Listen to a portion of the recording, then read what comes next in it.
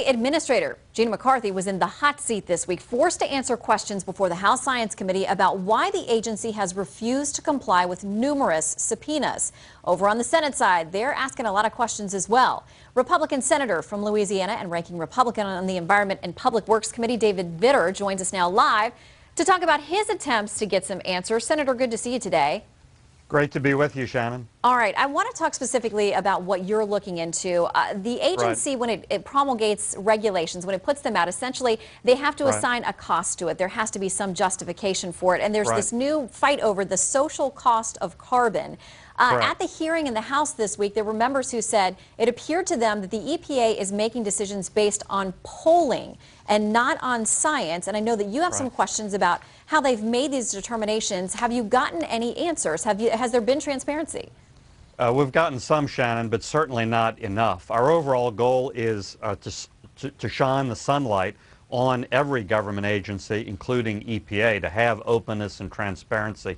That's the only way we and the public really know what's going on and what's behind decisions, and it's mandated by law. Unfortunately, the EPA has been very resistant to really be open with that information, and so we're partnering very aggressively with House Republican chairmen, because they have subpoena power, to get the proper information and documents that are entitled not just to us but to the public.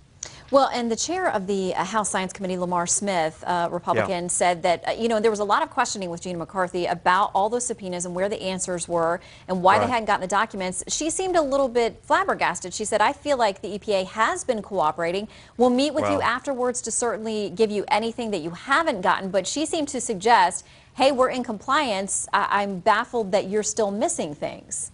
No, if she really feels that way, she's been sadly misinformed by her staff.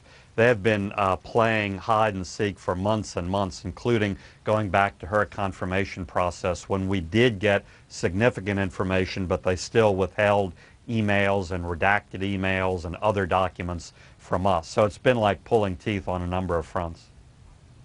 And there is something else I want to ask you about that came up in the House hearing this week was the Science Advisory Board. It's supposed to be an independent body that looks at the science that the EPA is relying on when it puts together its regulations and makes its decisions.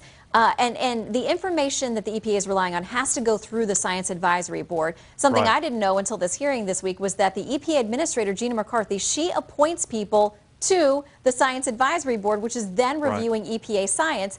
And Congressman Rohrabacher talked about the fact that a number of people appointed to these boards are people who have gotten EPA grant money. Do you see a conflict there? She said that there are protocols built in so no lines are crossed, but it certainly raises questions. I see a big problem, Shannon. There are conflicts of interest. Also, there's just the ability to skew the board completely to the left, completely in one direction.